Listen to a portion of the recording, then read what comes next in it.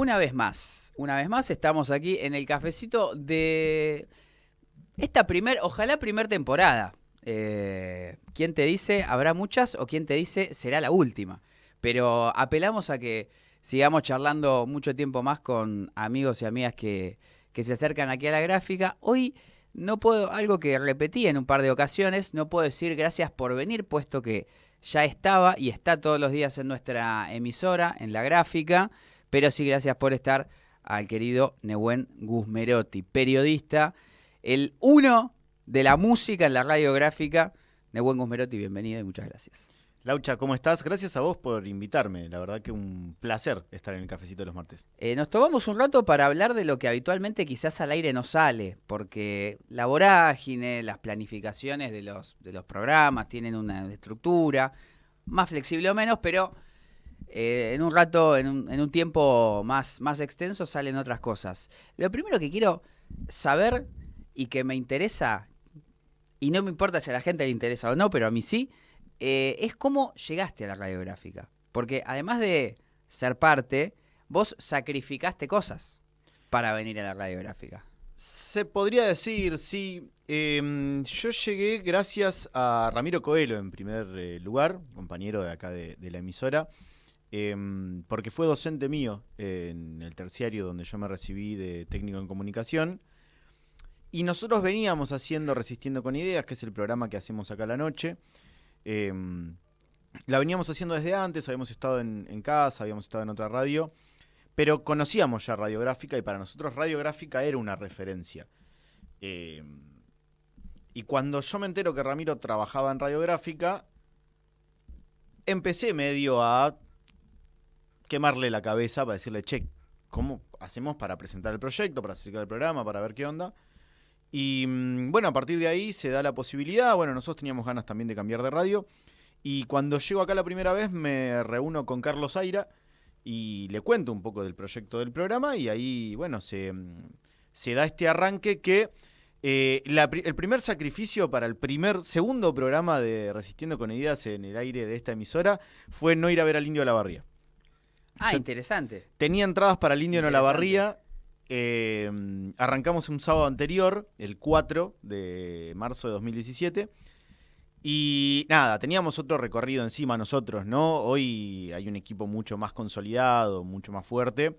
En ese entonces me parecía que no podíamos, no podía borrarme el segundo programa de Resistiendo con Ideas en la gráfica. Y me tuve que bajar del Indio en Olavarría. Ajá. Ese fue el primero y fue como, uff. Bueno, ¿quién dice que quizás no fue muy... Fue un buen recital, yo no estuve, pero las crónicas dicen que fue un buen recital, pero con bastantes altercados también. Y está el que te cuenta desde que lo vio la primera vez y está el que te lo cuenta desde lo que es las peripecias que tuvo, ¿no? Tanta gente en un solo lugar y cómo se vivió el antes, el durante y el después. Y un indio que ya estaba hinchado a las pelotas. Totalmente. Bueno, hasta ahora fue el último. Exactamente. Y llegan a la radiográfica, yo recuerdo semanalmente, en un principio obviamente, luego sería un ciclo diario, pero semanalmente. Y me interesó porque algo, vamos a decirlo, no novedoso como es un programa de rock, porque programas de rock hay muchos, sí pudieron darle una impronta de reconocer y hacer el mix necesario entre las bandas emergentes, las bandas que surgen, y hablar obviamente de las bandas que ya conoce todo el mundo. Sí, eso lo fuimos laburando. Las bandas de la escena emergente medio como que se fue dando a partir de ir conociéndolas y el primer artista que viene Resistiendo con Ideas tocaba en el subte. Nosotros éramos recontra noveles y me lo había cruzado varias veces y un día fue, che, loco, hacemos un programa de radio, ¿querés venir? Ahí fue en el living de mi casa todavía. Y después fue ir entrando, ¿no? En bandas que veían lo que hacíamos, empezaron a venir y queríamos sostenerlo de la mixtura que tratamos de armar tiene que ver mucho con reivindicar sobre todo nuestra historia en la música. Yo creo que la industria argentina de rock se sienta en la mesa chica junto a la británica y la norteamericana con fortalezas y debilidades. Y me parecía que eso era algo que, en general, no está tan planteado, ¿no? Siempre es como, bueno, nosotros estamos un paso detrás de eso. Ujú. Y una de las cosas que trabajamos, que por suerte también tengo un par de compañeros que tienen una recontra data, hoy en día está Bruno Chocconi, ¿no?, en el programa, pero hay otros compañeros que han pasado también con mucha data, fue reivindicar eso, por eso buscar también a los músicos que quizás están un poco más centrados en años y que son de las bandas fundacionales, algunas más conocidas, otras menos, escarbar en cosas raras, buscar bandas de lugares raros, que tengan sonidos no tan convencionales y obviamente darle lugar a la escena emergente nacional, que me parece que es lo que hay que hacer, pero también rompiendo un poco con una lógica de preguntar a la banda por qué tenés el nombre que tenés, que Claro. me parece que también un poco es sacarte la entrevista de encima. Claro. Sí, es lo básico, el folletito que dice de dónde, de qué localidad son, cómo se conocieron ¿Cómo y arrancaron? por qué le Claro. pusieron el nombre a la banda. Total, y el nombre de la banda, aparte del 90% de las veces, gente, es fonética pura, así que tampoco hay demasiada ciencia. A veces sí tiene un significado y un sentido, pero muchas veces es fonética. Ujú. Voy al tema musical, que seguramente se lleva una buena parte de esta charla. Yo voy a hacer, empiezo por la admisión de una realidad, yo asumo como flaqueza y la voy corrigiendo, pero yo no soy un amante de la música y ni siquiera sé mucho de música. Es decir, escucho algunas cosas de las cuales tampoco me intereso del todo y demasiado, sino que simplemente escucho música al pasar. Tengo cosas que me gustan, cosas que no me gustan, pero no, no me genera un sentimiento hasta que encuentro algo que me genera un sentimiento y digo, bueno, la música tiene bastante sentido. Pero me decías algo recién que es poner al rock argentino, al rock nacional, en niveles de discusión o por lo menos en cierta línea con el rock británico y el rock norteamericano. A priori o desde afuera, y yo me considero no sea afuera, uno diría, che, ¿cómo? Siendo que estos dos son dominadores globales, los que imponen además cultura mainstream, los que han tenido las grandes transformaciones de la música a nivel global. ¿Por qué está Argentina ahí también? Y lo primero, que la diferencia esta de globalidad tiene que ver con el colonialismo cultural, obviamente, ¿no? El angloparlante es mucho menos receptivo del rock en español que nosotros del rock en inglés. Uh-huh. Lo que tiene es que cuando empieza a llegar el rock británico, llegan los Beatles, llegan los Stones, llega Led Zeppelin acá a Argentina, lo que empieza a hacer el músico argentino de la primera época es darle un poco identidad propia. Durante muchísimos años hubo una diferencia que sí es muy difícil de saldar, creo que hasta casi los 90, 2000 fue muy difícil de saldar, que fue la calidad de sonido, de grabación, de equipos. Ahora, si vos vas a lo que tiene que ver con las composiciones, si vos vas a lo que tiene que ver con la lírica, yo creo que en términos líricos Argentina está de hecho sobre el rock británico y norteamericano. El rock británico y norteamericano tienen, en términos de sonido, cosas muy adelantadas, pero en términos de líricos y de propuesta, no sé si cultural es la palabra, pero no sé, por ejemplo, acá tenemos la Biblia de Box Day, y la Biblia no es un libro argentino. Uh-huh. La Biblia es el libro occidental, sí, por excelencia. Y el disco de culto que habla sobre la Biblia, con el visto bueno de la iglesia, con un resumen y una capacidad de síntesis tremenda, y con un nivel musical que tiene cosas de Pink Floyd, que tiene cosas de Black Sabbath, que tiene cosas de bandas. Y estamos hablando de 1971, no estamos hablando de que lo hicieron 20 años después. Es único. O sea, la Biblia vos lo tenés que poner entre los 2 o 3 discos conceptuales más importantes del rock mundial, con The Wall, ponele, y con Tommy de los Who. Es una locura. Después vos tenés bandas como Los Redondos que no suenan a nada que se parezca en el mundo. A nada. Los Redondos tienen una personalidad propia en sí. Son un género en sí mismo, por ejemplo, que después sale toda una identidad del rock nacional post-90, ¿no? Vos tenés tipos como Luis Alberto Spinetta, que ha hecho de todo, que tiene una carrera que uno podría poner a la altura de la de un David Bowie. Entonces vos tenés productos culturales de muy buen nivel con muchísimos menos recursos, aparte. Claro. Soda Stereo tenía todo para romperla a nivel mundial. Pichó Cerati. Pero Soda Stereo tenía todo para hacer lo que hoy es, con muchos pasos adelante en términos de versatilidad musical y demás. No sé, se me ocurre Coldplay o YouTube. Claro. Se le instaló quizás a Soda Stereo. Yo no soy un amante para nada de Soda Stereo, no, lo escucho y no pasa nada, pero como que se uniformizó el sonido y es un fenómeno latino hasta algún punto.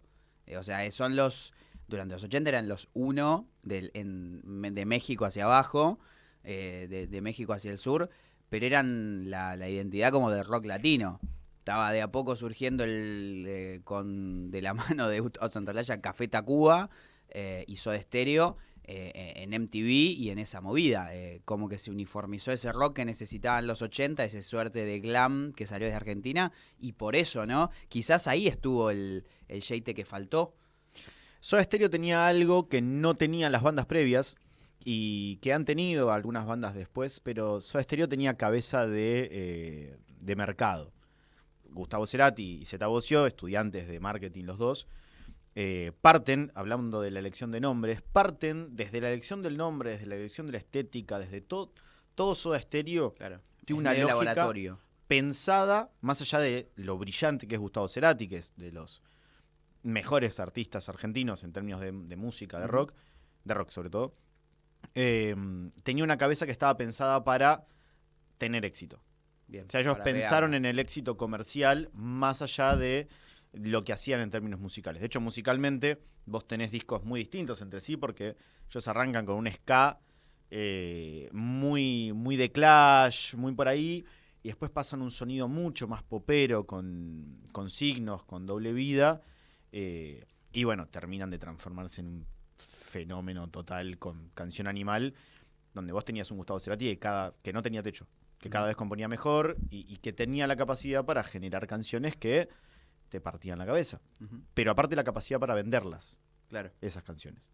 Entonces Soda Stereo sí rompe. Lo que tienes que atrás de Soda Stereo vienen un montón de bandas que tienen éxito a nivel latinoamericano.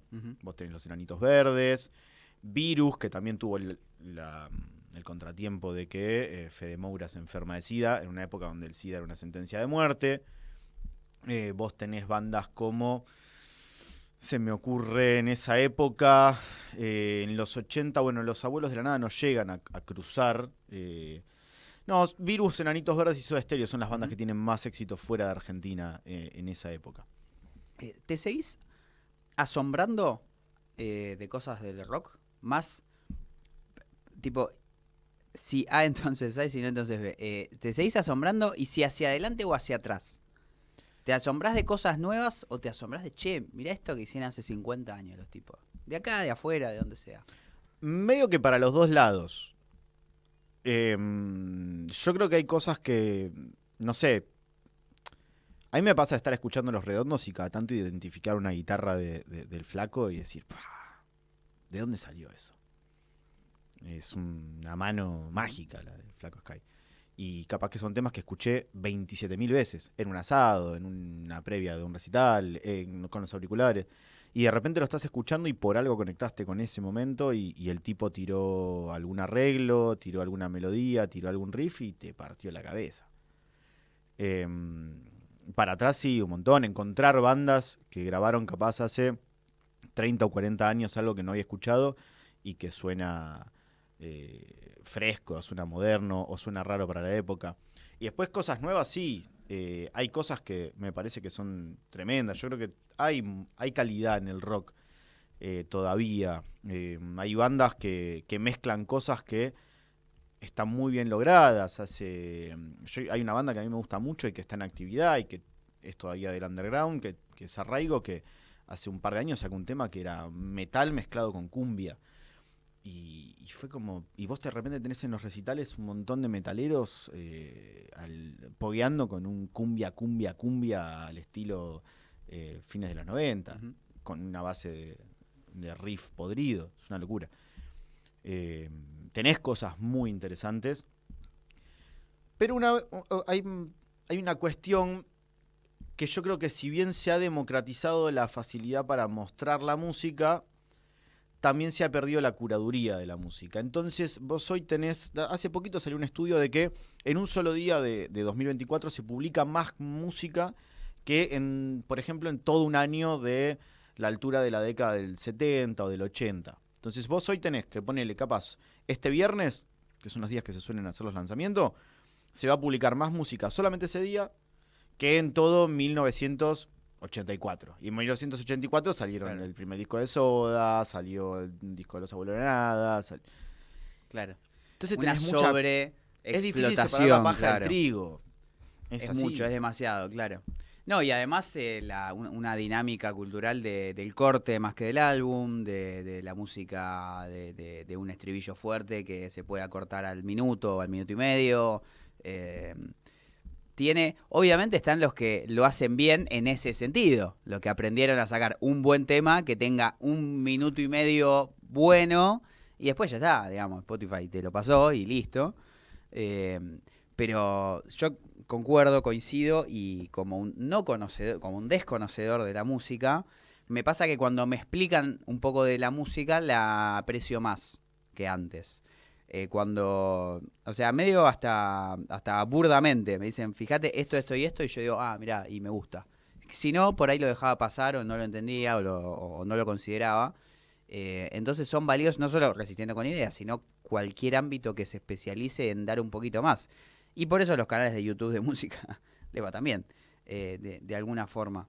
Y es bueno, digamos, saludable, que me cuentes que hay cosas que siguen apareciendo con ideas novedosas y encontrando también un público que reconozca esas ideas, que quizás es lo más difícil.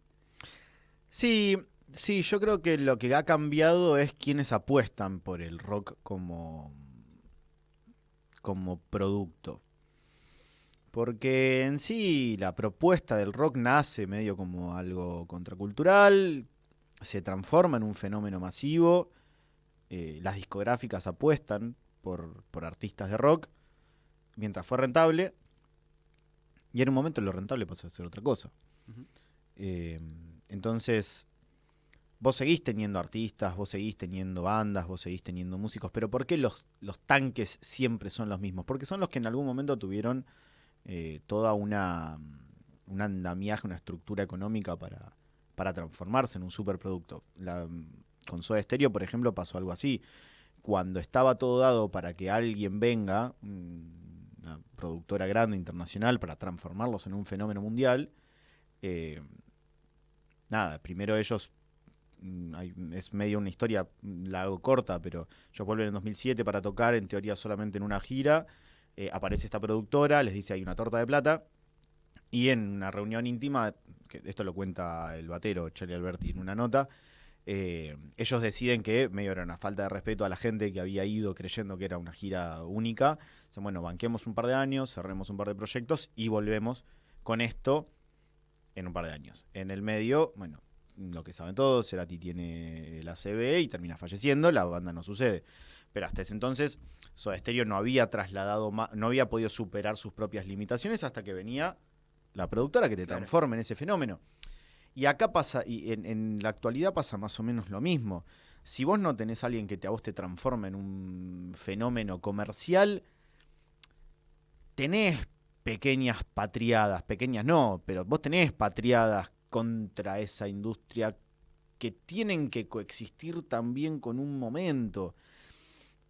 Yo qué sé, por ejemplo, acá en Argentina, vos tenés La Renga, vos tenés Los Redondos, pero La Renga y Los Redondos eligieron decir ciertas cosas en un momento del país en el que nadie las decía. Uh-huh. Y se transformaron, más que en una banda, en un espacio en el cual mucha gente encontraba representatividad política. Uh-huh. Sácale eso, y hay algo que no va a pasar. Si vos en el presente, vos tenés un rock que cuida las formas y por el que la industria cultural no apuesta, la industria comercial de la cultura no apuesta, entonces no tenés con qué convocar a la gente a vos transformarte en un fenómeno masivo, si lo querés transformar así. Si es que el presente del rock tiene que ver con un fenómeno masivo, no sé, uno va para atrás y el tango le tocó pasar a retroceder en términos de masividad y hoy es un género que es más cuasi de nicho. Claro. Quizás el rock esté pegando esa vuelta. Estamos hablando de un género que entre el 50 y pico, 60 y por lo menos ya pasados en el principio del siglo fue mainstream. Claro. Quizás ya está. Sí, obliga además a, es algo paradójico, pero obliga además a, no sé si es la palabra, pero mejorar la calidad o darle más atención a lo que se está haciendo. Obviamente cuando floreces como banda de rock, en un momento donde florecen la banda de rock, bueno, por ahí con un poquito menos, más o menos te haces tu lugar, porque las radios buscan tu sonido, porque los espacios buscan eso. Ahora es como, che, esto tiene que sonar bien para que alguien nos dé bola, tiene que estar bueno o por lo menos ser novedoso. Hay que darle cierta... hay que concentrarse. Antes, no digo que no, guarda, no quiero faltar respeto a nadie, pero digo, bueno, vamos a una banda de rock y había lugar para presentarse, para dar shows, para todo. Hoy tenés que laburar un poquito intensamente para tener ese espacio y para que sea convocante, aunque sea de una manera mediana, lo que se está haciendo en el rock. Vos antes tenías que lograr que una disquera te agarre. Hace 30 años la forma de entrar era, bueno, tenías que ir con tu demo y lograr firmar con una disquera o con un productor que produzca tu disco y poder sacar algún material, algún sencillo por lo menos para medir a ver si rendías. Ahí pasó con un montón de bandas. Vos publicabas un sencillo. Si eso no caminaba, se finí. Hoy para mí lo que tenés que tener, que se ha perdido un montón, es integridad. A ver, que ser desarrolle. Tenés que ser auténtico con lo que estás proponiendo. En esta dinámica de lo que hablábamos recién, de la industria de lo efímero, de tengo que armar un tema para Spotify que dure tantos minutos, que arranque en tal momento, que el estribillo llegue en tal parte de la canción, que si Spotify saca el cosito de los 30 segundos, yo tenga algo para mostrar en ese momento, que me metan en una playlist. Si vos haces música para eso, medio como que estás manco de entrada. Porque una cosa es cuando vos tenés un buen producto y después pensás cómo moverlo. Y otra cosa es cuando vos querés armar el producto pensando en la dinámica de movimiento. Porque después vos tenés a los grandes tanques que tienen factorías de canciones con melodías pegadizas, estudiadas, que las escribe alguien en andás a ver dónde, se la pasan a un artista pop o trap o promedio de los que tienen... Es una industria cultural más lavada. A ver, te agarran un par de suecos. Te agarran un par de productores suecos y te dicen, bueno, esta es tu canción que la va a pegar y la pegás. Y bueno, es otro tipo de industria. Si querés hacer rock, esa no es la industria que te va a funcionar porque viene de otra raíz. Entonces, si vos armás la música para eso, ya la cagaste de entrada. Cuando hay autenticidad, cuando el músico es auténtico, eso la gente lo percibe. Cuando a vos es impostado, cuando vos estás armando la música para que la pegue, generalmente va a ser una cagada. Es así en el 99% de los casos. Ahora, cuando vos haces algo con una búsqueda artística, decís las cosas que tenés que decir, o por lo menos que te salen. Hay bandas excelentes, no, por las dudas no estoy hablando de bajar línea política. Hay bandas que tienen un nivel musical excelente, que tienen muy buena calidad, que componen muy buenas canciones, y no tienen bajada política, y que no les sale. Y lo hemos charlado acá en el aire un montón de veces. Es como, no, la verdad que es más, me parece que si lo hago forzado, es una cagada. Claro. Porque no te cree nadie. Claro. O por el contrario, quienes solo dicen cosas de protesta y después te da lo mismo. Para eso hago una marcha. Y no tienen demasiada música con qué solventarlo. Creo que ahí también lo llevo a un extremo positivo, que son Los Redondos. Yo creo que el Indio, sin ser ni un amante de la música, ni un amante especialmente de rock, pero sí alguien que escuchó bastante a Los Redondos, no asocio temas ni álbumes con nombres, no me sé las letras, soy un desastre, digamos, pero es innegable que el Indio para mí es un tipo de esos pocos que piensan en otra frecuencia, digamos. Sí. Que desarrollan su pensamiento y además sus capacidades, en este caso musicales, su talento, en una frecuencia distinta al resto de la gente. Recomiendo, digamos, yo reconocí esto, terminé de reconocer esto gracias a la biografía. Recuerdos que mienten un poco, Recuerdos que mienten un poco, de Figueras, Es un librazo. charlando con el indio. No sabía un montón de cosas y reconocí la persona, la figura del indio gracias a toda a su vida, digamos. Pero logró algo fantástico y masivo y popular, y sobre todo argentino, porque no es extrapolable a otra sociedad cercana. Obviamente que abrió toda un universo para bandas de rock argentino, pero no sé si creo que nadie ha logrado algo tan auténtico por ahora. Es como Bielsa y los bielsistas, podríamos Bielsa decir. y los bielsistas, puede ser. Bueno, pero fíjate que recién a lo que hablábamos, el indio o los redondos nunca buscaron ser lo que fueron. Claro. ¿En qué sentido? Si, a mí me pasó algo muy parecido a lo que te pasó a vos con el libro. Yo escuchaba Los Redondos, era obviamente como todo cabeza de termo escuchante de Los Redondos, aguante Los Redondos. Cuando leo no era fanático del indio, de la figura del indio. Cuando leo el libro me encuentro con un tipo que más allá de lo que conocía, pensaba en otra frecuencia. Cuando él explica un poco sobre la historia de Los Redondos es una banda de clase media, media acomodada, que surge haciendo música, haciendo estas fiestas medio multiartísticas, que eran de gueto, eran muy bohemias. Y en algún momento algo pasa con eso, cuando sale Gulp, cuando salen los primeros octubre, que empiezan a coparle la parada gente que se sentía identificada con lo que estaba diciendo el chabón. El chabón tenía una propuesta que no buscaba la masividad, la popularidad y un montón de cuestiones. De hecho, hasta son bastante crípticas las letras de Los Redondos.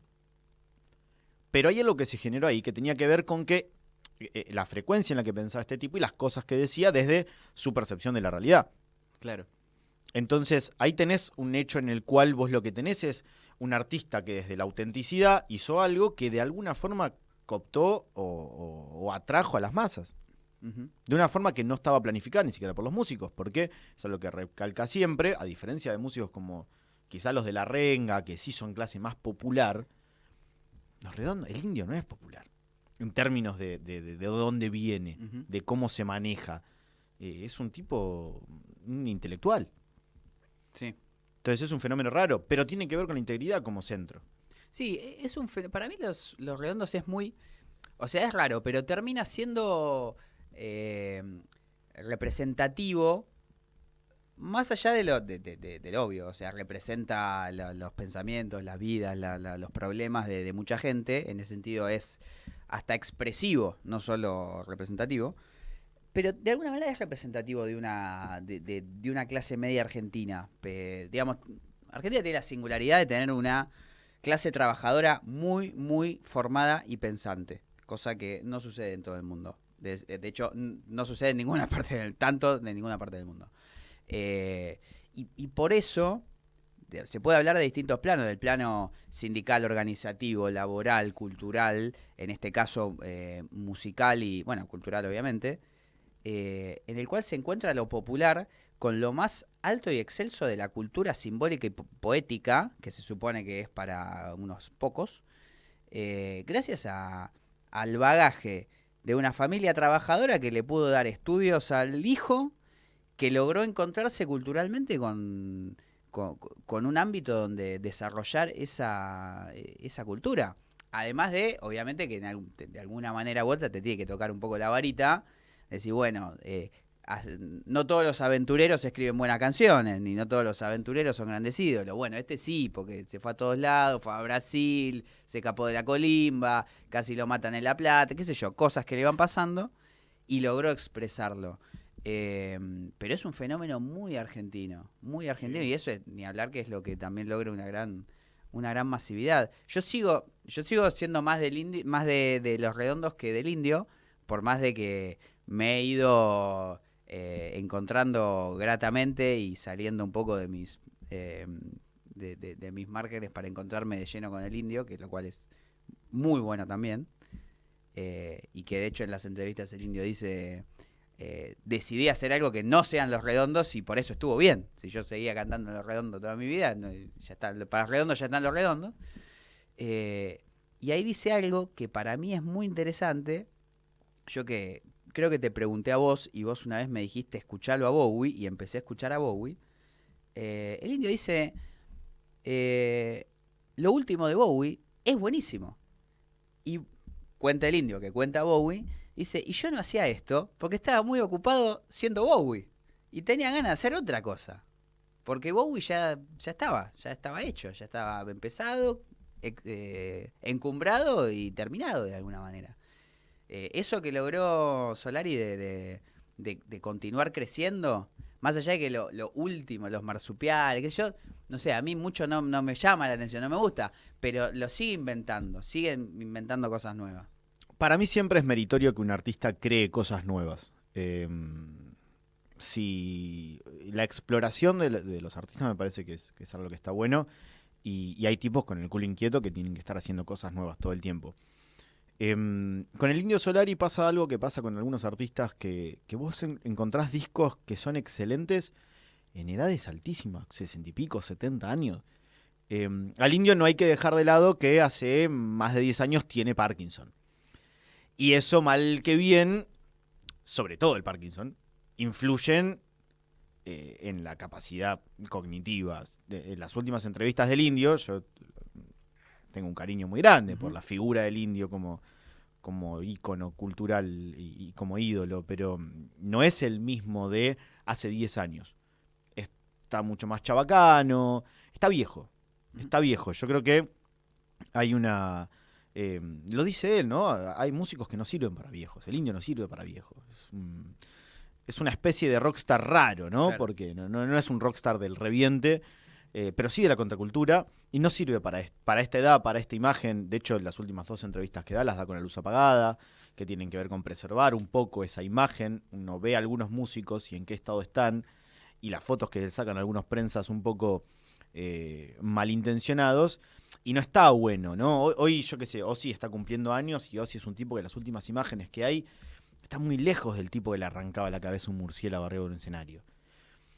Y aún así, hay músicos, como pasa con el caso del Indio, que te sacan discos que están entre sus mejores producciones a edades avanzadas, porque Pajaritos Bravos Muchachitos, el último, El Ruiseñor del Amor y la Muerte, empieza a repetir algunas fórmulas, pero Pajaritos es brillante.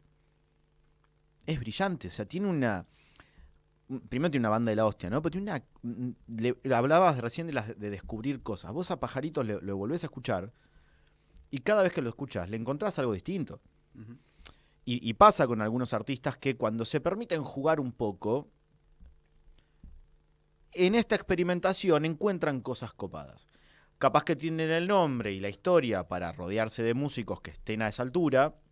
Entonces vos señalás a dedo y decís, che, vos y vos, quiero que toquen conmigo. Entonces, ¿quién te va a decir que no? Claro.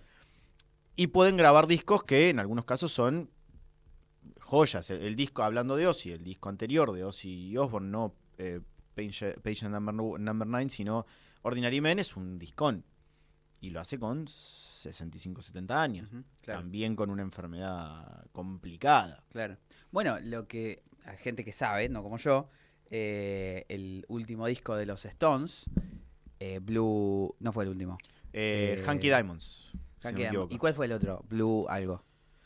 Perdón, Blue and Lonesome. Los Rolling me van a matar. Blue and Lonesome, el disco de covers de blues.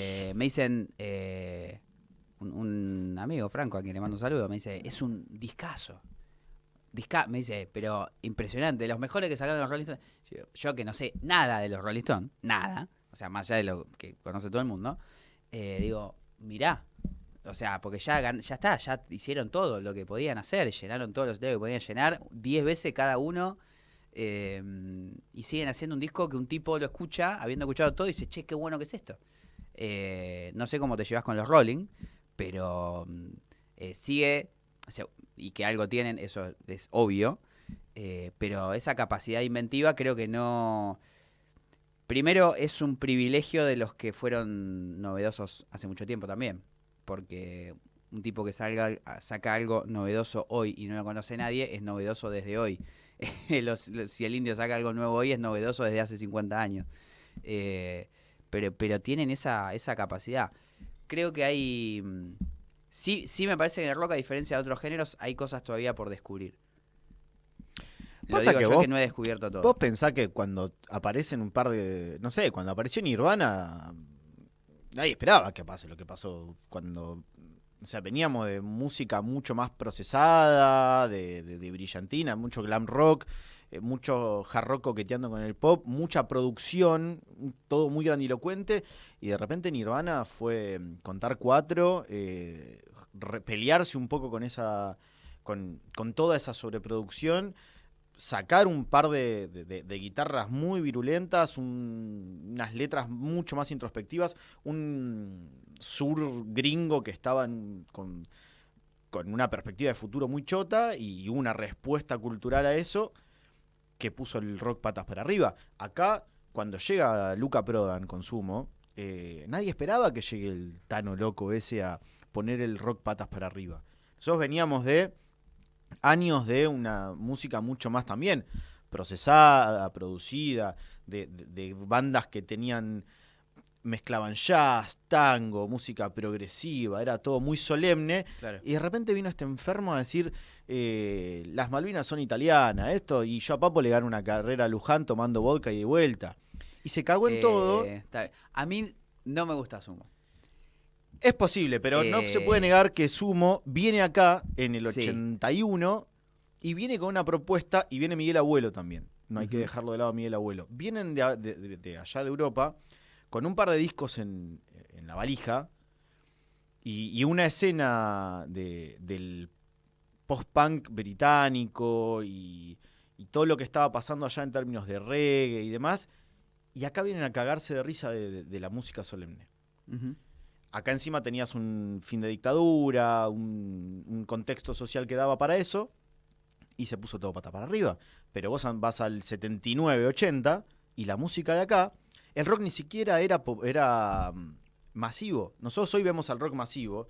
Antes de los 80, antes de... Claro. Bueno, los Redondos también surgen en esa dinámica, ¿no? Porque los Redondos surgen para Sí. esa época, ya venían tocando en guetos, pero se van masificando ya con la vuelta a la democracia. Pero antes de eso, el rock era de gueto, era Claro. de poca gente muy conocedora. Vos escuchás La Máquina de Hacer Pájaros, Crucis, lo que hacía Spinetta con Spinetta Jade. Casi de culto. No era música popular.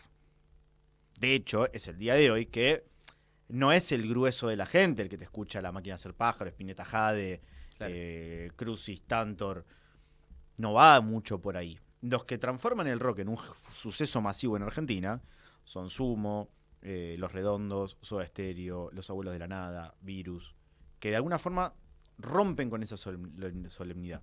Uh-huh. Pero lo que voy es, vos recién decías, le quedan balas en la recámara al rock. En los 80, el rock tenía 20 años de existencia y ¿quién esperaba que pase lo que pasó? En los 90, cuando aparece Nirvana, ¿quién esperaba que pase lo que pasó? Claro. El tema es, bueno, ¿quién va a traer eso? ¿Qué va a hacer eso nuevo? Para mí, lo discutía con un amigo, violero de una banda de metal.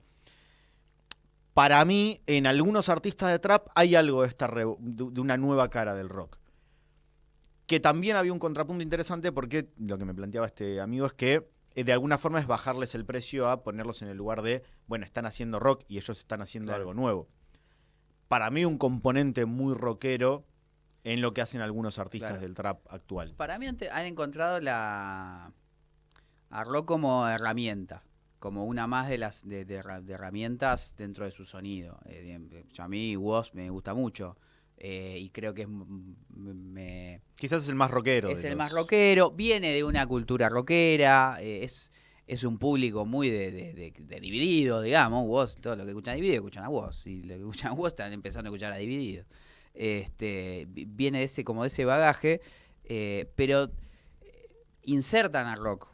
Yo considero que no sé si decir, porque es meterse en una discusión al pedo de hacen rock o no hacen rock, pero insertan al rock. No es que coincido ahí con esa línea de, bueno, están haciendo algo nuevo y celebremos que eso suceda, como el rock ha utilizado recursos de otros géneros para hacer lo que el rock fue. Pero, si se quiere, rock, entre muchísimas comillas, más puro o propio del género, naturalmente, hasta que no aparezca, nadie sabe cómo aparece. Lo nuevo, lo novedoso, el nuevo sonido.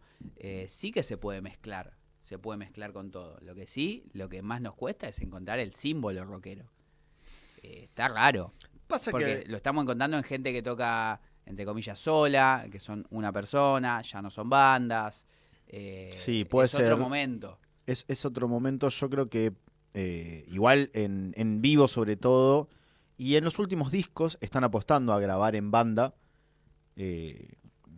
Quizá esto, Woz, Trueno, Dillom, son los más rockeros, ¿no? de la escena. El rock puro, Papo y sí, el sonido de distorsión y demás. A ver, si yo te pregunto a vos qué es el rock. Nada, tengo ni puta idea. ¿Charly García es rock? Sí. O puedo decir que es pop. Claro. Porque Clicks Modernos, si lo pensamos en términos de rock, como lo conocemos, Soda Stereo, la mayoría te diría que no es rock. Si me apuras un poco, no sé, también el primer disco de Los Redondos es más bluesero que rockero. El blues y el rock son lo mismo. Entonces vos encontrar el rock puro, que uno diría en el axioma Papo si se parece y si es rock, si no, no, es complicado. En la actitud rock, sí es cierto que las bandas de rock están teniendo poco rock. Uh-huh. Porque uno lo pensaría que, bueno, el rock tiene que ver más con una actitud frente a, ¿no? Si vas a la génesis del rock argentino incluso, tenía que ver con rebelarse y plantear una liberación sexual, una discusión frente a la opresión que había en esa época, donde era todo mucho más solemne, una vida mucho más filosófica y altruista. Bueno, convengamos que actualmente de ese cuestionamiento, podemos decirle al sistema de una forma muy simplista, no hay nada. Entonces, en los artistas no hay nada en el mainstream. Uh-huh. Porque quiero hacer honrosas excepciones, sí hay. A ver, hay. No hay nada en el mainstream. Donde vos tenés a los consagrados, que ninguno baja de 50 y pico, 60 años, uh-huh. Porque Moyo estará divino, pero tiene casi 60 pirulos. Sí. Para abajo, venimos de que la propuesta del rock la ha copado un género como el indie. Uh-huh. Un indie raro, porque el indie uno lo piensa y en la génesis el indie tiene que ver con jugar por fuera de la industria, y es un indie que, si algo se ha caracterizado, es por ser la punta de lanza de la apuesta de la industria. Uh-huh. La apuesta de la industria, claro, está en bandas como El Mató un Policía Motorizado, Banda Los Chinos, Conociendo Rusia. Y ahí está todo bien, suenan bárbaro, un montón de esas bandas suenan bárbaro, ¿eh? Las he escuchado, las he visto en vivo, muchas, y tienen muy buen sonido, muy buena propuesta. Ahora, de rock, claro, no me jodas. No tienen mucho. Entonces, si yo retrocedo en el tiempo y tengo 15 años y estoy buscando algo que me represente, algo que, por ejemplo, en este contexto de mierda, ponga en palabras las cosas que me joden, que me cuesta conseguir laburo, que mis viejos están sin laburo, que no se llega a fin de mes. ¿Y qué es lo que tiene el rock para ofrecerme? Uh-huh. En esa línea. Ahí es donde aparece, por ejemplo, el trap. O sea, si vos escuchás las letras claro, de Woz, de Dillom, de Trueno, de algunas artistas femeninas también, que quizás están más ligadas al pop, no al sonido rockero. Sí, tienen algo además, el trap tiene algo, bueno, el rap en general, que es ya una historia más larga, pero tienen la posibilidad de escribir mucha letra. Pero no tienen miedo aparte. Pero además, digamos, el soporte, la herramienta, te da mucha letra para escribir. Podés decir muchas cosas. Yo creo que, o sea, si haces un filtro, seguramente el 80% ni las registraste. Pero de más cantidad de letra, más conceptos van a surgir. El de rock tiene que, como la poesía en sí misma, es decir, necesitas escribir muchísimos poemas para que un poema sea bueno. en el momento en el que el trap cada Pero pensá en el Carpo. Papo no era un letrista, poeta. sí, está bien. Pero Papo te ponía a veces en palabras cuestiones que tenían que ver con la vida cotidiana del laburante. Ujú, sí. Y eso el rock lo ha dejado de hacer. Sí, igual creo que es una cuestión, eh, es una discusión para mí que va a muchos ámbitos específicamente, y bueno, ya nos meteremos con ese, el de la militancia, el de la política. La expresión contestataria que el rock reivindicó, representó o expresó en los 80, 90 para una clase trabajadora disminuida, para pibes sin futuro, estaba muy ligada a la cuestión laboral y de la cotidianidad de la malaria. Quizás hoy, más allá de que económico, laboralmente se repita, no es el mismo ámbito. Es decir, un joven ese pibe de 15 años, quizás no necesita que expresen su malestar por no tener laburo. Quizás necesita que expresen su malestar por sus ataques de pánico. Y el trap, y el rock contestatario por ahí surge porque habla de los ataques de pánico, no de la falta de laburo. Es decir, primero yo soy un convencido de que nada es como lo pensamos que va a ser. Digamos, el rock va a encontrarse de vuelta con sus bases cuando represente los problemas. Por ahí no, seguramente no sabemos. Lo lindo es que no sabemos qué va a pasar, cómo va a surgir. Lo mismo en Néstor Kirchner, digamos, tampoco sabíamos cómo iba a surgir y surgió. Yo creo que no estamos, no sé, quizás los que la pegan, yo me parece, a mí me gusta Woz, y hasta algún punto va a ser retro lo que digo, como que me representa un poco, porque es un ámbito clase media, de un pibe que fue a mi colegio, que es un colegio de clase media, que me juntaba con gente que no tenía ni todo resuelto económicamente, pero que podía garantizar todo y un estudio y cierto nivel académico y ciertas discusiones y entender palabras y entender asociaciones simbólico-culturales que él plantea y yo también entiendo. Es decir, me representan a un nivel de clase social, si se quiere, que ni desprecia a un pibe laburante humilde, porque también lo puede escuchar y le puede gustar, pero me siento muy ligado y por eso el público es tan así también. Creo que el rock o lo que sea que vaya a ser con lo popular todavía está buscando qué representar. Pasa que vos no podés buscar qué representar. Bueno, o ahí en tenés realidad encontrarse claro, con qué porque representar. Ahí tenés un problema, porque si la búsqueda, si el rock se pone el rock como una entidad, no lo estamos denominando, pero si el rock se pone a buscar a qué representar, volveríamos a lo que hablábamos hace un rato. Pensá que estarías pensando cómo hablarle a esa gente. Y significa que vos estás pensando más en ellos que en vos. Claro. Y en ese sentido, yo qué sé, a fines de los 80, a principios de los 90, acá en Argentina hay un fenómeno que no tiene nada que ver con ningún lugar del mundo, que es el metal desde el lugar del obrero y del laburante. Y Ricardo Iorio no dijo, ay, yo voy a escribir para el trabajador.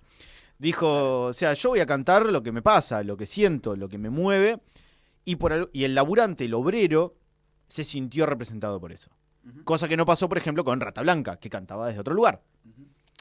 Lo de Rata Blanca es íntegro porque cantaban lo que les nacía, y lo de Iorio con sus bandas también lo mismo. Entonces, Woz, por ejemplo, canaliza muy bien estas dos caras. Vos decías recién, bueno, quizás un pibe de hoy lo represente más alguien que hable de sus ataques de pánico. Woz toca mucho de lo que tiene que ver con la salud mental y el lidiar con la sociedad contemporánea. Y también con lo social. Y lo político y lo económico. Entonces, tiene que ver con vos ser íntegro con lo que decís. Y a partir de ahí, estará quien se sienta representado por eso. Porque lo mismo, son idas y vueltas. El Indio Solari nunca dijo, voy a escribir para la masa argentina. Todo lo contrario, dijo, o sea, escribió lo que se le cantó el orto. Me canta el culo. Que en un principio lo seguía la clase media alta, bohemia y hippie de La Plata o de las cofradías que se juntaban ellos, y en un momento apareció todo el populacho. Pero no dijo, voy a representar. No estaba buscando representar. Entonces, si el rock busca representar, la caga. Claro. El rock tiene que volver a ser estoy de acuerdo. lo que se le cante el orto ser. Un poco es eso, ¿no? Sí. Es como, vamos a hacer lo que se nos cante el culo. No vamos a pensar ni en Spotify, Claro. ni en la gente. Sí, y si es bueno, la gente llega sola, digamos. Claro, y si tengo que decir, y si no se me canta bardear a Milei, no lo bardeo. Y si se me canta bardearlo, lo bardeo. Y si quiero cantar, hago lo que quiero. Porque de alguna forma lo que va a representar es esa integridad, ¿no? De hacer algo que surja desde las tripas de quien esté componiendo y quien esté tocando. Quizás esa representatividad el rock no logre representar a gente en la masividad, en lo contemporáneo. Pero lo que estaría bueno es que encuentre su identidad hoy, las bandas que están tocando, ¿no? Y encuentren y hagan porque les nace hacer determinado tipo de arte y bajar determinado tipo de mensaje, porque al cantante, al guitarrista, quien corno sea, le nace escribir eso. Y en base a eso se sentirá representado alguien o no. Sí es cierto que estamos en una época donde está todo muy raro, muy plástico. Entonces ahí los músicos que hacen rock, que hacen cualquier género musical, están en la misma que gran parte de la sociedad. Como bueno. Sí. Sí, yo que no soy un músico de rock, si fuera un músico de rock, desearía no ser un músico de rock y ser un adolescente. Para entender hoy que, ni siquiera para entender, para despojarme de lo que conozco y ser parte de lo que no entiendo. Bueno, hay muchos pibes muy jóvenes que están volviendo a... Bueno, le vengo tirando mierda al rock pobre. A mí me encanta el rock, ¿no? Vengo de ese palo. Hace un programa de rock. Aunque no parezca. Hay una especie de vuelta del boomerang y hay muchos pibes, 20 o sub-20, volviendo a calzarse una guitarra, volviendo a agarrar una batería, volviendo a hacer música de lo que nosotros conocemos como rock. No sé qué es lo que va a pasar en un par de años, pero está empezando a volver a algunos pibes jóvenes, chicos, vuelven a tener ganas de expresarse con una guitarra colgada y haciendo distorsión, que en los últimos, para mí, 10 o 15 años, ese lugar lo tenía a hacer freestyle. Sí. Para mí hubo un tiempo en el cual el freestyle había copado la representatividad de los pibes. Es como vos, me pasaba, vos ibas por una plaza, vos tenías grupitos de pibes de gallos. Sí. Rapeando. Y hoy están volviendo a hacer música de rock. ¿Qué corno va a salir de eso? Lo que decíamos recién, no lo sabemos, porque nosotros ya tenemos un par de años más. Pero quizás sale algo interesante de ahí. Sí. Estamos charlando con Nehuen Gusmerotti aquí en El Cafecito. No sé si 19 o 20, pero más o menos por ahí la edición de estas charlas, que tiene un poco que ver con todo, o nada que ver con nada, que es una otra manera de mirarlo. Hemos hablado de rock, de música, de todas estas cuestiones y por supuesto la política está en el medio de todas ellas. Yo en eso insisto en que lo bueno es que medio que no sabemos qué va a pasar. Lo bueno y lo malo, pero creo que lo más bueno que malo es que no sabemos bien por dónde va a salir esto. Creo que no estamos... Si la primera persona del plural la utilizo como nuestra generación politizada o que tiene cierto registro conceptual e histórico de las cosas, no estamos entendiendo y nos pone un poco nerviosos e impotentes. Quizás hay que llevarlo con más calma. Obviamente que la situación no te da calma, sino que te da bronca. Pero como que yo confío en que se ordene en algún momento. No quiero solo decir, bueno, se va a ordenar, sino ser parte activamente de que se ordene y que surja algo, para no sentirme impotente, pero tengo cierta esperanza todavía. Sí, obvio. ¿Vos decís de la música o en general? En general. La música va a tener un lugar ahí. No sé cuál, pero posible. Va a tener un lugar ahí. Sí, es posible. Es canalizador, ¿no? Y amplificador de algunas cosas. Bueno, yo creo que esperanza tenemos que tener y deseo de ser parte activa tenemos que tener. Por algo somos peronistas, ¿no? Si no, estaríamos en otra frecuencia. Sí, me encuentro en el lugar que decís vos de no sé qué carajo nos va a sacar de acá. ¿Por dónde vamos a salir? Hoy viendo el escenario, estoy en ese lugar que planteás de no entiendo muy bien cuáles son los caminos, o tengo mi propuesta de cuáles serían los caminos para salir, pero claramente no veo que haya un real trabajo en esa dirección. Todo lo contrario. Siento que hay una especie de retroceso muy grande o de repetición de una época que uno podría llevar casi a la altura de la década infame, en la cual había una especie de circo muy grande en las altas cumbres de la política, y donde todos los que estamos abajo medio como que quedamos tecleando en el aire. Como pasó en esa época, creo que están pasando, que sucede mucho en la base. La respuesta va a venir de abajo para arriba en algún momento. Pero esos procesos llevan años y uno a veces cuando vas al supermercado, cuando vas a hacer alquiler y decís, tengo la paciencia para esperar los 10 años que pueden llegar a tardar esto, y bueno, te va a tocar. Yo qué sé, eso no lo elige un ciudadano individual, sino son procesos históricos. Sí me pasa que no sé cómo carajo se va a resolver esto. Lo veo complicado y no veo que esto, que nosotros estemos llegando a tener las herramientas para salir en el corto plazo. Uh-huh.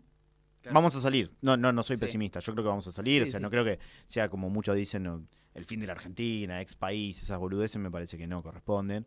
Es un proceso histórico que no es que nos ha tocado, se ha trabajado para que estemos en este lugar. Y bueno, tenemos también la capacidad de reorganizarnos y volver a presentar batalla en los frentes que haya que presentarlo, porque es un pueblo extremadamente combativo el argentino. Uh-huh. Me parece que no ha llegado el momento de resignarse. No quiero hacer comparaciones con otros países, pero el argentino genotípicamente no tiene capacidad para resignarse. Claro. Y es como, es más, mientras más me mojás la oreja, más me transformo en un enfermo que te va a dar vuelta la cosa. Entonces creo que esa cuestión identitaria va a surgir en algún momento. ¿Cuándo y cómo? Claro. Yo ahí creo que ahí coinciden un poco la... Mentira, no coinciden. Yo las voy a hacer coincidir para que me salga bien el argumento. Lo musical y la política, en el sentido de hay lugares donde en la incertidumbre siempre se puede volver, no porque te resuelvan todo, pero sí porque te van a servir. ¿Qué le diría a un músico que no sabe, que está como perdido en la realidad actual? Poner a escuchar y a estudiar música. Digo, te va a servir. Te va a servir para lo nuevo, para lo viejo, para lo que haces, para lo que vas a hacer más adelante. O sea, te va a servir. Es lo que podés hacer.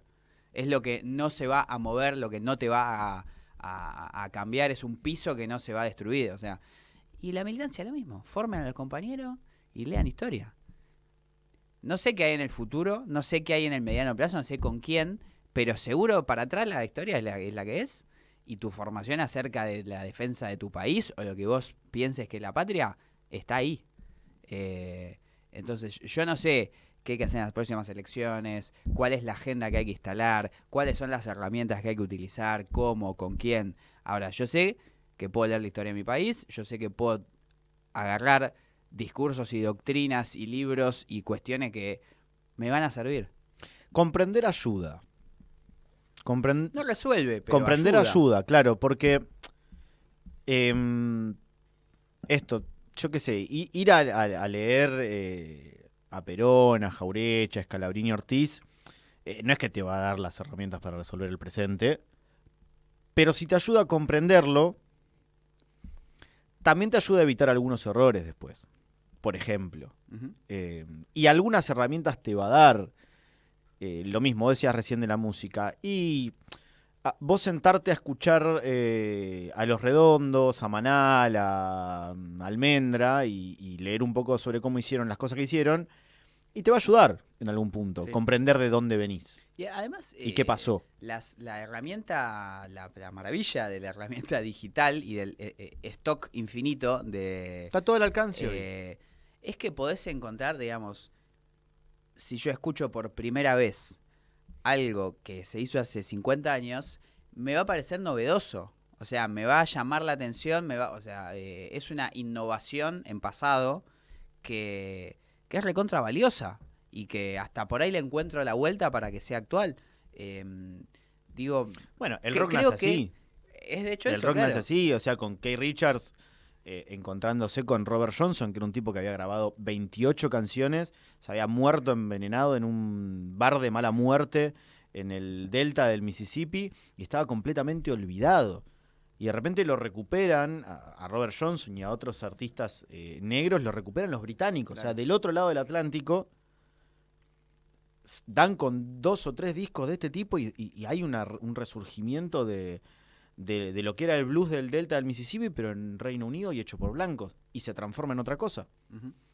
Entonces, de alguna forma fueron ahí, fueron a la historia y la resignificaron. Claro. Sí, y además innovaron, inventaron, rompieron, a hacer cosas nuevas. A ver, hemos pasado por... Yo creo que son valiosos los lugares comunes si en algún momento llega la inventiva. Eh, Hemos pasado por todos los lugares comunes, por leer historia, por escuchar lo mainstream, por escuchar lo que era novedoso y ya no es novedoso. Bueno, en algún momento surge. Eh, el problema es dejar de probar, digamos. El problema es resignarse en cualquier, en la música, en la vida en general. Pero creo que el pueblo argentino es de lo que menos hace es resignarse. O por lo menos, como que en algún momento se cansa de resignarse. Sí, En un breve plazo se cansa de resignarse. hay una... No sé, no sé cómo explicarlo, pero desde siempre hay en el pueblo argentino una vocación de lucha muy grande. Es preexistente a Perón, es preexistente, o sea, tampoco quiero que parezca a veces que la historia... Los peronistas a veces pecamos de creer que la historia empieza con Perón. La vocación de lucha del pueblo argentino es casi desde siempre. San Martín estaba acomodadísimo en España, haciendo una carrera militar brillante, y el tipo viene a cagarse a piñas acá con los españoles y a hacer una campaña de las más importantes en la historia militar mundial, y a pasarlo como el orto. Y acá las historias que tienen que ver con la época revolucionaria y las décadas siguientes son como... Ujú. siempre son de ante la adversidad sacar una capacidad inventiva.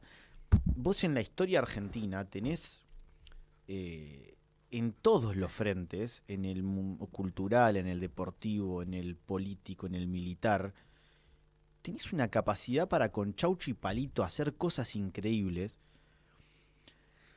No quiero decir que es única, porque la verdad que yo no leí la historia de todos los países del mundo, Claro. pero la verdad que es Sí, sí. increíble. Tiene una mixtura de todo espectacular. Y por eso mismo creo que viene lo que ven, lo que sea, eh, de donde poco por ahí menos se lo piensa.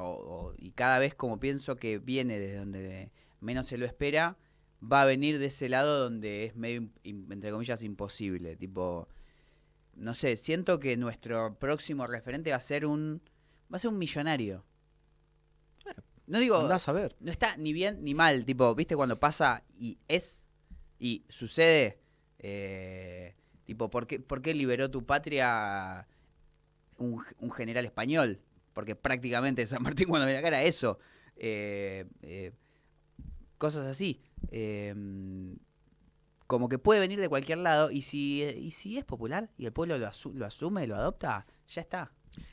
Es que creo que hay que saltar por encima de la sobreideologización actual. Porque mucha gente, si vos le agarrás y le planteás una cuestión, como por ejemplo, y a nosotros capaz que el día de mañana viene un millonario, y capaz que algún Claro. No lo voy a resquemor, querer porque es millonario. algún resquemor va a haber. Quizás hay que saltar un poquito de esa sobreideologización actual y que todo venga empaquetado en eslogans Ujú. armados, ¿viste? Y no sabés dónde puede venir. Porque precisamente, si hay algo que es valorable de la Argentina, es la mixtura. O sea, nosotros somos un quilombo de cosas. Un quilombo de razas que han migrado al país. Un quilombo de pueblos nativos que se han mezclado con lo que vino de afuera. historias que han aportado a la construcción de la patria que vienen de lugares muy distintos. Mismo, volvemos a las peleas revolucionarias, vos tenías británicos, franceses, tenías un montón de tipos que vinieron acá a decir, ya fue. Hay un dicho de Marquis, creo que es Marquis Ramón, o Didi Ramón, que el tipo estuvo viviendo en Banfield durante muchos años. Y en un momento habla de los argentinos, el tipo, con un nosotros inclusivo. Y el entrevistador, no argentino, le dice, pero vos no sos argentino, vos no naciste en Argentina. Los argentinos nacemos donde queremos. Hay un poco de esa cosa también de que nos construimos de todos lados nosotros. Entonces no sabemos de dónde va a venir lo que salga.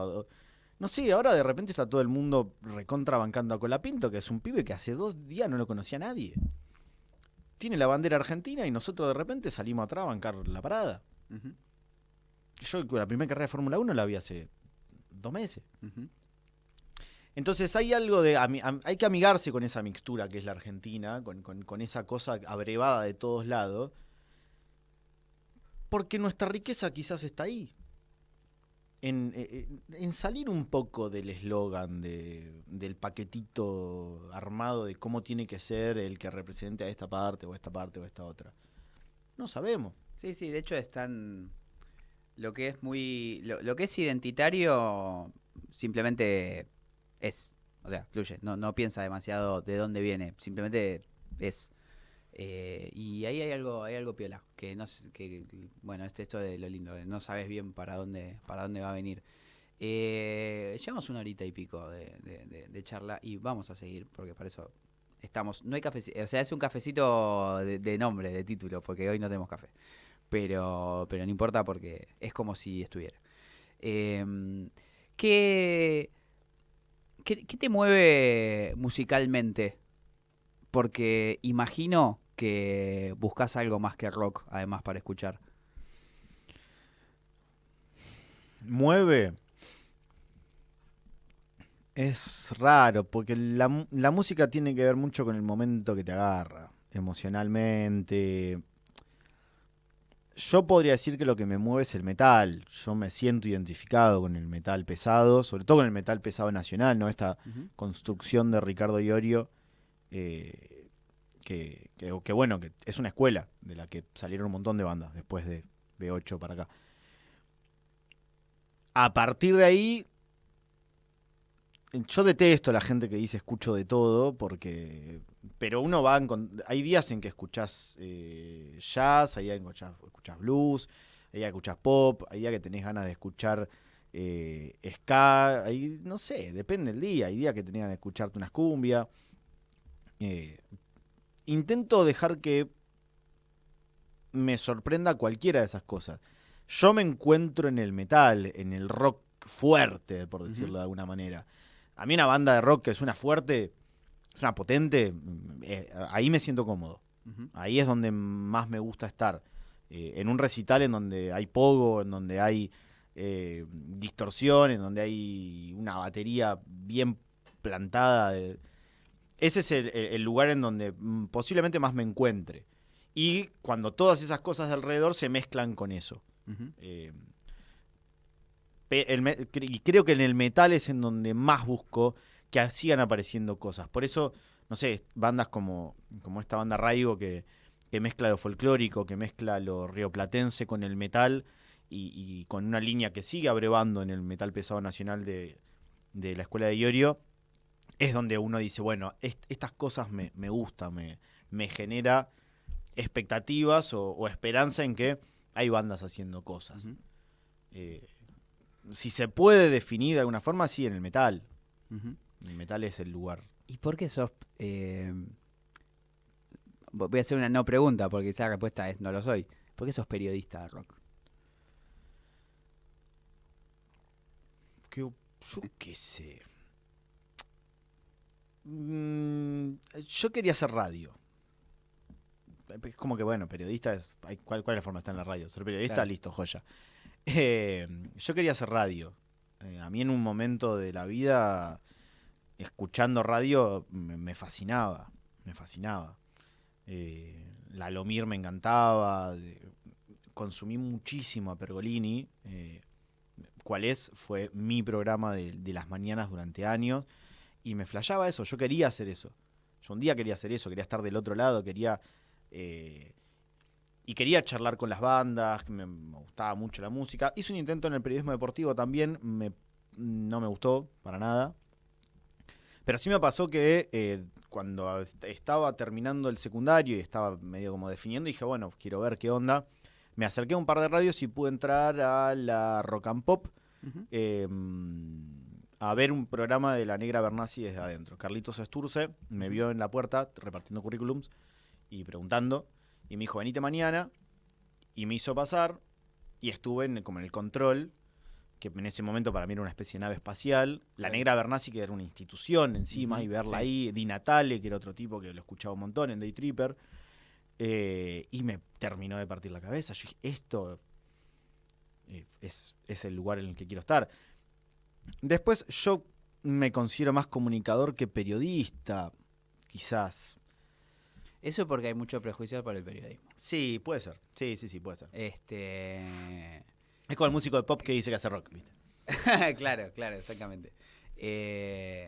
No, hay que... ni siquiera no es una profesión.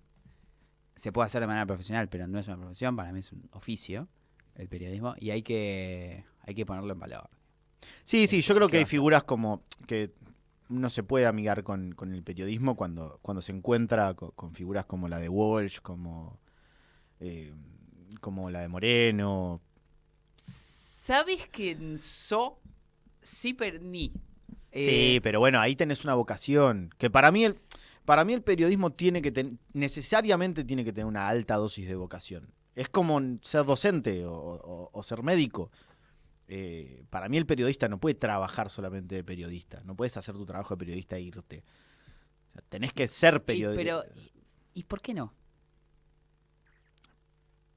Porque estás asumiendo porque estás asumiendo un compromiso. Sí, pero podés ser bueno.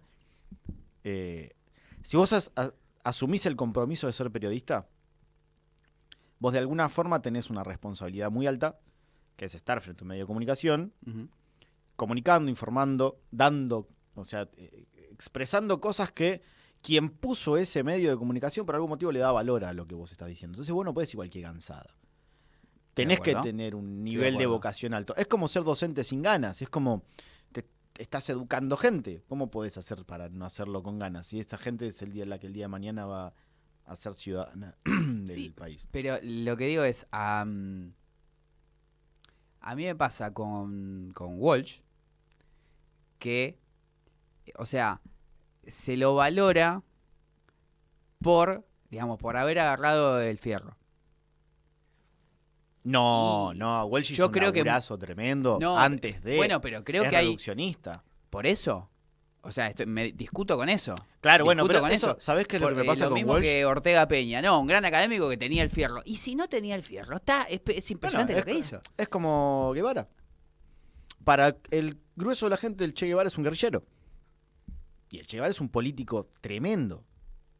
Que lo que hace como político es mucho más loable que lo que hace el tiempo que está en la guerrilla, en la Revolución Cubana. Ahora, te lo reducen a romantizar. Sí. Se romantiza un poco el hecho de agarrar un fierro y hacer la revolución también. Sí, no, a ver, hasta te diría, lo romantizo y lo reivindico por el hecho del momento en el lugar. A cualquier equipo que se la juega, para mí está arriba, por encima de cualquier otra cosa. Pero el tipo que hace bien una cosa y le dedica su vida a esa cosa, está bien porque lo haga, no solamente por si después amaba lo que hacía o no. Es decir, yo pienso esto. Si Walsh llegaba a la casa después de laburar en el diario y decía para su adentro, odio ser periodista, no me gusta, pero lo hago bien y me da de comer, no me importa. Pero el tema no pasa por amor. La vocación no es amor, necesariamente, ¿no? La vocación es tener la responsabilidad de que vos tenés un rol que cumplir dentro de la sociedad y que eso lo tenés que hacer con la responsabilidad que implica que vos le estás informando algo a otra persona, le estás transmitiendo algo a otra persona, le estás induciendo a otra persona a hacer algo. vos no podés hacerlo como una mercancía per se. O sea, no estás cargando facturas en una computadora, no sé. Hay trabajos que son mucho más operativos y hay trabajos que tienen que ver con una responsabilidad social. Para mí el periodismo tiene que ver con eso. Quizás la desvalorización del periodismo en la época contemporánea es que tenés una gran cantidad de mercenarios en el ambiente. No, además, ¿cuál es el gran problema del periodismo? Que no cumple su función inicial y genial. O sea, en vez de informar, desinforma. O sea, ahí está el nudo, digamos, de la crisis del oficio. Porque opinar otra cosa, decir algo porque te pagan, pero bueno, ponerle que es un análisis medio forzado de la realidad, ok. Porque toda la historia de la humanidad ha sido así. Ahora, mentir, es decir lo que no es, ya se rompe la idea. O sea, no es exactamente para lo contrario. Yo creo que ahí está la crisis del periodismo. Después, si un periodista es gorila y opina que el gobierno de Milei está bien, con argumentos, bueno, bienvenido sea. Ahora, tía, la gente no tiene hambre. No, bueno, pará, esto es objetivamente, cuando te rompes con el objetivo ya es otra cosa. Es que vos podés, la opinión es libre, sea cual sea la opinión. Es como, pasa mucho en la música, por ejemplo, mucho. Es como, no, que este artista se exprese. Pero se expresa y no te gusta y decís, facho, ¿para qué hablas? Claro. Calamaro lo bardea a todo el mundo, porque el tipo se expresa. Es como, gorila, déjalo que diga lo que se le canta. Claro. Está bien que el tipo se exprese. Que un periodista se exprese a favor de tal o cual, está bien. La opinión es una cosa. La información es otra. Vos podés tener de ciertas cosas opiniones diferentes, pero no podés cambiar la realidad. No podés decirme que el cielo es rojo, hermano. No me podés decirme que te gusta más, que te gusta menos, pero que el cielo es rojo no me podés decir. Uh-huh. Y yo creo que ahí es donde se rompe eso que en el periodismo es tan necesario, que es esa vocación de informar. Porque si a vos te ponen una torta de plata en un contrato, ¿no?, para que vos digas que el cielo es rojo y vos lo haces, la vocación se rompió. Igual vos podés odiar tu trabajo, pero tu trabajo es informar. Hay algo peor que me genera mucha más indignación, que es el que ni siquiera le ponen una torta de plata. No, ese es un otario. Ese es un otario. Hay un montón, Ese es un otario, porque dale, por lo menos hazlo por la plata, hermano. Claro, dale, pero hermano, o sea, lo dice Eduardo Feynman y es como, está mal, pero bueno, qué sé yo, como es de ellos, es así. Es un mercenario. Es un mercenario. Ahora si sos lo haces gratis, sos un boludo. Que es notero de Feynman, que le pagan mal, y dice lo mismo. Digo, pero hermano, por lo menos, sácale un mango. No sé, que te paguen el viático. Ese es tremendo, tremendo. Y son muchos, y proliferan, porque termina siendo así. Obviamente que creo quizás que sin estar en el ámbito con lo musical debe ser raro, porque es pura opinión. Porque es todo subjetivo. Y lo musical tiene mucho de opinión. Es pura opinión. A ver, hay cosas, lo mismo. Hay cosas que vos podés opinar. Vos podés decirme, no me gusta Soda Stereo. Sí, es completamente válido. Que vos me digas, Soda Stereo es una banda mala. Lo malo y lo bueno tiene una... Lo malo y bueno en el arte es raro. Es un terreno de mierda encima. No, que en realidad lo malo o bueno es dependiendo del interés. Es un gobierno bueno o malo según quien seas, digamos, también. Y es subjetivo en algún punto. Yo qué sé, si vos agarrás una guitarra y no le pegás un acorde, si vos cantás y no le pegás una nota, y es malo, hermano. Y bueno, pero pará, en algún punto el punk era música mala. En algún punto el punk era música mala. Sí, pero sí. A ver, vos me decís, me pones a tocar yo a Flema lo banco a las piñas, pero Flema es espantoso musicalmente hablando. Y a mí me gusta. No es una cuestión. Ahí vos sentás a los Flemita con, no sé, The Cure, por poner una banda, y si venimos para acá, Ataque 77, ponele, tenés bandas de músicos que hacen punk, Y tenés bandas que hacen punk porque el punk fue de una forma, una respuesta cultural a un momento. Y se puede hacer música así, 4 acordes y no pegarle a una puta nota. Está bien. Vos tenés algo que técnicamente es flojo y que representa culturalmente algo interesante. Hay bandas que son malas. Y listo. Flema Y no es hay mala. vuelta que darle.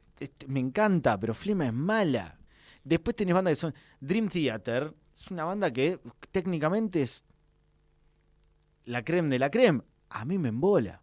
Ujú.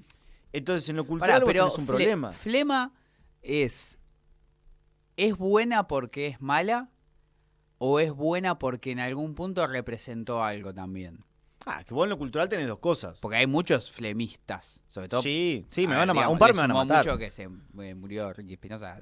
Ricky Espinosa es un como ícono todo. cultural. Claro. Aparte. Pero, digo, ¿representaba algo efectivamente o pegó una vuelta de que era tan malo que había una especie de consumo de lo malo que era?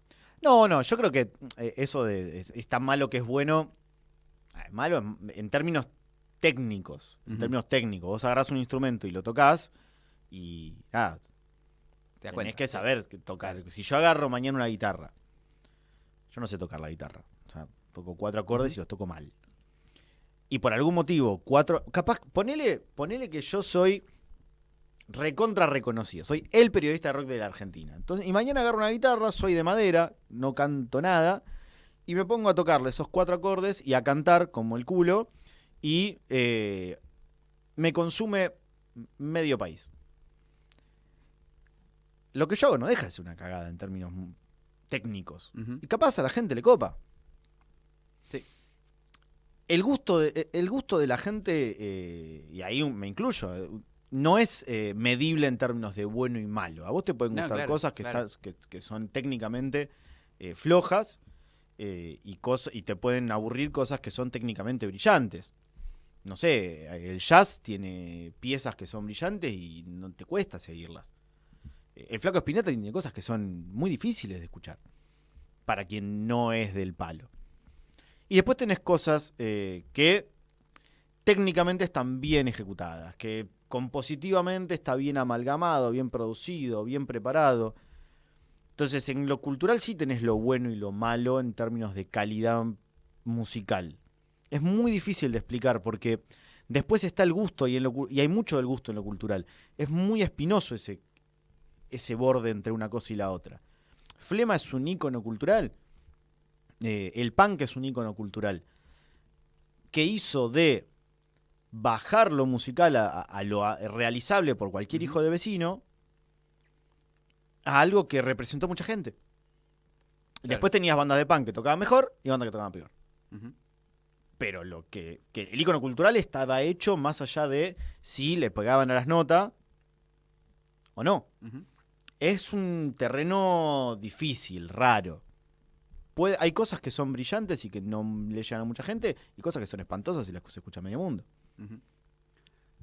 No es el caso de esta charla, que está buena, espero. Y si es mala, se consume también. Nehue, ¿cómo te ves, o reformulo, qué tenés ganas de hacer? No lo pongo en un plano tan abstracto y extremo como qué desearías, tipo, ¿qué tenés ganas de hacer? En términos... Lo que se te cante el orto. Periodísticos, no por sé. decirlo de alguna manera. No sé. Yo soy una persona que va mucho medio como a la que te criaste. Entonces voy medio quemando postas cercanas. Me cuesta pensar en grandilocuente, ¿no? En un super fin. Si me preguntás qué me gustaría lograr, dejando la humildad aparte y demás, me gustaría en algún momento lograr ser reconocido por ser alguien que sabe. Hoy no lo considero, ¿no? Y considero que no sé tanto como para que se me reconozca por ser alguien que sabe. Pero yo, si algo que me gusta de los periodistas de música, sobre todo, que respeto, que sigo, que es leerlos y buscar una opinión que para mí sea válida, que para mí sea valiosa. Por lo que saben, por tener reconocimiento de colegas y de músicos, por ejemplo. Eso me gustaría lograrlo en algún momento. Y es como el camino que uno trata de recorrer, ¿no? Ser íntegro y tratar de formarse y tratar de lograr eso, ¿no? Tener el reconocimiento de que lo que uno diga sobre algo que tenga que ver con el campo propio, ¿no? En este caso con la música, sea valioso. Humildad aparte, ¿no? Es como, bueno, si me preguntás qué me gustaría, y me gustaría eso, me gustaría en algún momento lograr un reconocimiento de colegas y de músicos en términos de este chabón sabe. Para eso uno trabaja. De buen Gumerotti, gracias. A vos, Laucha, un placer enorme.